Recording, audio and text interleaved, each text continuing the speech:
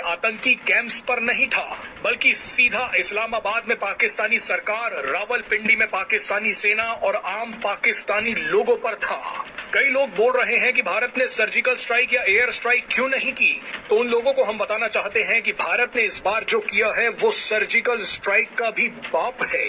पाकिस्तान यही मानकर बैठा था कि भारत सर्जिकल स्ट्राइक करेगा। पाकिस्तान चाहता भी यही था कि पूरा मामला सर्जिकल स्ट्राइक से ही रफा दफा हो जाए। भारत अगर सर्जिकल स्ट्राइक या एयर स्ट्राइक कर देता तो उससे पाकिस्तान को कोई फर्क नहीं पड़ता। ज्यादा से ज्यादा पाकिस्तान के 300 से 400 आतंकी मारे जाते। पाकिस्तान जैसा देश फिर नए आतंकी पैदा कर देता। आतंकी मरते तो हमेशा की तरह पाकिस्तान इन्हें शहीदों की तरह पेश करता। पाकिस्तान गांव मोहल्लों में आतंकियों की लाशें दिखाकर नए युवाओं की भर्ती करता। पाकिस्तान के लिए ये बहुत ही किफायती और सस्ता ऑप्शन रहा है कि वो भारत के सैनिक और सिविलियन मारे और उनके बदले अगर 500 आतंकी मर जाएं तो ये नुकसान का सौदा नहीं है। लेकिन इस बार भारत ने कूटनीति का इस्तेमाल करते हुए पाकिस्तान के एक एक व्यक्ति को चोट दी है। भारत ने भयंकर गर्मी से पहले पाकिस्तान जाने वाले पानी को रोकना शुरू कर दिया है। आप सोचिए कि गर्मी के मौसम में पाकिस्तान की 3 नदियां सूखी हो जाएं तो पाकिस्तान में कितनी बर्बादी होगी। पाकिस्तान को पीने, नहाने और धोने तक के लाले पड़ जाएंगे। पाकिस्तान की 80% खेती सिंधु, झेलम और चिनाब नदियों पर निर्भर है। अब भारत की तरफ से नदियों का पानी रोक देने से पाकिस्तान में जल संकट गहराएगा। इससे पाकिस्तान की आर्थिक स्थिति और भी ज्यादा बिगड़ेगी। इसके अलावा पाकिस्तान कई डैम्स और हाइड्रो प्रोजेक्ट से बिजली बनाता है। पानी की कमी से बिजली उत्पादन में भारी गिरावट आएगी। इससे भी पाकिस्तान की आर्थिक और औद्योगिक गतिविधियों पर बुरा असर पड़ेगा। इंडस वाटर ट्रीटी के रुकने से सबसे बुरा असर पाकिस्तान के सिंध और पंजाब प्रांत में होगा। पाकिस्तान के ये दोनों प्रांत बर्बाद हो जाएंगे। मजे की बात देखिए कि सिंध प्रांत में पहले से ही सिंधु नदी को लेकर बवाल चल रहा है। सिंध प्रांत के लोगों ने सिंधु नदी के गिरते जल स्तर को लेकर पाकिस्तान के खिलाफ बगावत छेड़ रखी है। सिंधु नदी को लेकर सिंध के लोग सड़कों पर बैठे हैं, ट्रेन की पटरियां जाम कर रखी है और अब इसी बीच भारत ने सिंधु नदी का पानी ही रोक दिया है। यानी पाकिस्तान के सिंध प्रांत में अब तबाही मचनी शुरू हो जाएगी। पाकिस्तान में गृह युद्ध जैसी स्थिति पैदा होनी शुरू हो चुकी है। इतना करने के बाद भारत ने ये ऐलान भी कर दिया है कि पाकिस्तान के साथ अब कोई व्यापार नहीं किया जाएगा। अभी तक तो पाकिस्तान कुछ हद तक भारत का सामान किसी तीसरे देश से खरीद लेता था, लेकिन अब उसे भी बैन कर दिया गया है। लेकिन अगर आप अभी भी सोच रहे हैं कि भारत कोई सैन्य एक्शन नहीं लेगा तो आप गलत हैं। पीएम मोदी ने कह दिया है कि आतंकियों को मिट्टी में मिलाया जाएगा। पाकिस्तान को आर्थिक रूप से तोड़ने के बाद पाकिस्तान पर मिसाइलें भी दागी जाएंगी।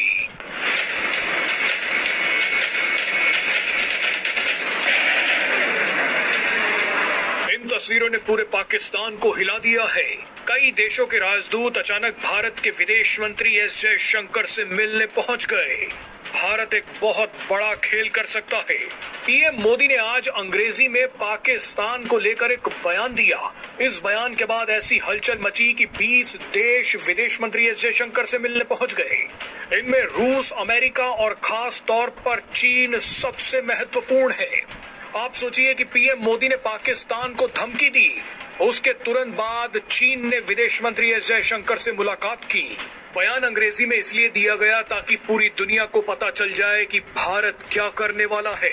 इसीलिए इस बयान के बाद दुनिया भर के राजदूत विदेश मंत्री एस जयशंकर से मिलने पहुंच गए।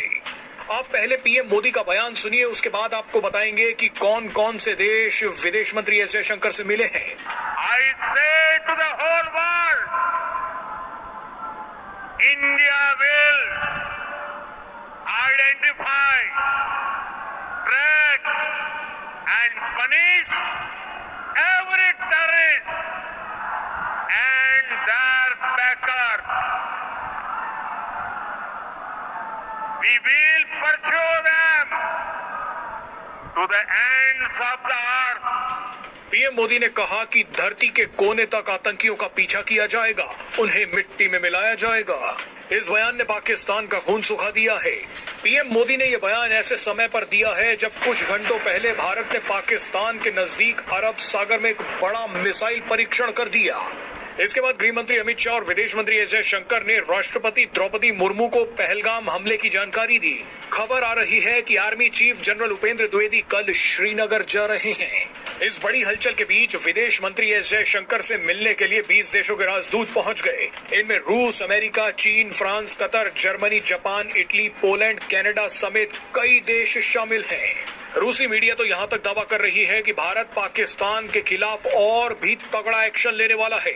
विदेश मंत्री एस जयशंकर से मिलने आए इन 20 देशों के राजदूतों को बताया गया है कि पाकिस्तान ने आतंकी हमला कैसे करवाया। इसके अलावा इन राजदूतों को यह भी बताया गया है कि पाकिस्तान के खिलाफ भारत ने अब तक क्या क्या एक्शन लिए हैं। लेकिन एक्सपर्ट्स का मानना है कि भारत अब आगे क्या करने वाला है, इसका इशारा भी इन 20 देशों के राजदूतों को दे दिया गया है। दिलचस्प बात यह है कि इन 20 देशों के राजदूतों को ऐसे वक्त बुलाया गया है जब पाकिस्तान ने सिंधु जल संधि पर भारत के फैसले को एक्ट ऑफ वॉर कहा है। पाकिस्तान ने भारत के फैसले को जैसे ही एक्ट ऑफ वॉर कहा तो भारत सरकार ने भी अपने नागरिकों के लिए पाकिस्तान को लेकर एक जरूरी एडवाइजरी जारी कर दी। मोदी सरकार ने कहा है कि भारतीय नागरिक पाकिस्तान जाने से बचे। अगर कोई भारतीय पहले से ही पाकिस्तान में है तो उसे जल्द से जल्द भारत लौट आना चाहिए। सूत्रों की माने तो भारत भी एक बड़ी जंग की तैयारी कर रहा है। इसका अंदाजा इस बात से भी लगाया जा सकता है कि पाकिस्तान ने एलओसी के पास अपने सैनिकों की संख्या बढ़ा दी है। पाकिस्तान ने अपने सैनिकों से कहा है कि वो बंकर में बैठकर ही भारत पर नजर रखें, क्योंकि अगर पाकिस्तानी सैनिक बाहर घूमते दिखे तो भारत उन्हें उड़ा सकता है। अब आतंकियों की बची खुची जमीन को भी मिट्टी में मिलाने का समय आ गया है। भारत ने पाकिस्तान के साथ बहुत बड़ा खेल कर दिया है। पहलगाम आतंकी हमले के बाद पाकिस्तान को भारत से जिस पलटवार की उम्मीद थी, भारत ने ठीक उसका उल्टा कर दिया है। ज्यादातर लोगों को अंदाजा ही नहीं है कि भारत ने असल में पाकिस्तान के साथ किया क्या है। सबको लग रहा है कि भारत ने 5 बड़े ऐलान कर दिए, सिंधु जल समझौते को रोक दिया, पाकिस्तानी नागरिकों का वीजा रद्द कर दिया, अटारी बॉर्डर बंद कर दिया। लेकिन किसी को पर्दे के पीछे का खेल समझ नहीं आ रहा। किसी को ये पता नहीं है कि भारत ने इस बार पाकिस्तान को अंदर तक घुसकर मारा है। किसी को ये भी नहीं पता कि पाकिस्तान के सिंध प्रांत में लोग सड़कों पर आ गए हैं। पाकिस्तान में बगावत शुरू हो गई है। ट्रेन की पटरियां और सड़कें जाम कर दी गई हैं। इस वीडियो में हम आपको पूरा खेल समझाएंगे। दरअसल इस बार भारत का हमला इतना बड़ा है कि पूरे पाकिस्तान का मानसिक संतुलन बिगड़ गया है। पाकिस्तान की सरकार और सेना ने अपनी news media, social media influencers, celebrities और डिप्लोमेट को आदेश जारी किया है कि ऐसा माहौल और नैरेटिव पेश किया जाए कि भारत के एक्शन से पाकिस्तान को कोई फर्क नहीं पड़ा, भारत कुछ ज्यादा नहीं कर पाया। अपने इसी नैरेटिव को साबित करने के लिए भारत में पाकिस्तान हाई कमीशन के अधिकारियों ने जानबूझकर मीडिया के सामने केक मंगवाया। पाकिस्तान ये दिखाने की कोशिश कर रहा था कि हम डरे नहीं हैं, हम तो इतने निश्चिंत हैं कि केक खा रहे हैं, आतंकी हमले का जश्न मना रहे हैं। लेकिन असल में पूरा पाकिस्तान वेंटिलेटर पर पहुंच चुका है। भारत का हमला इस बार एलओसी के पास बैठे आतंकी कैंप्स पर नहीं था, बल्कि सीधा इस्लामाबाद में पाकिस्तानी सरकार, रावलपिंडी में पाकिस्तानी सेना और आम पाकिस्तानी लोगों पर था। कई लोग बोल रहे हैं कि भारत ने सर्जिकल स्ट्राइक या एयर स्ट्राइक क्यों नहीं की, तो उन लोगों को हम बताना चाहते हैं कि भारत ने इस बार जो किया है वो सर्जिकल स्ट्राइक का भी बाप। पाकिस्तान में गृह युद्ध जैसी स्थिति पैदा होनी शुरू हो चुकी है। इतना करने के बाद भारत ने ये ऐलान भी कर दिया है कि पाकिस्तान के साथ अब कोई व्यापार नहीं किया जाएगा। अभी तक तो पाकिस्तान कुछ हद तक भारत का सामान किसी तीसरे देश से खरीद लेता था, लेकिन अब उसे भी बैन कर दिया गया है। लेकिन अगर आप अभी भी सोच रहे हैं कि भारत कोई सैन्य एक्शन नहीं लेगा, तो आप गलत हैं। पीएम मोदी ने कह दिया है कि आतंकियों को मिट्टी में मिलाया जाएगा। पाकिस्तान को आर्थिक रूप से तोड़ने के बाद पाकिस्तान पर मिसाइलें भी दागी जाएंगी।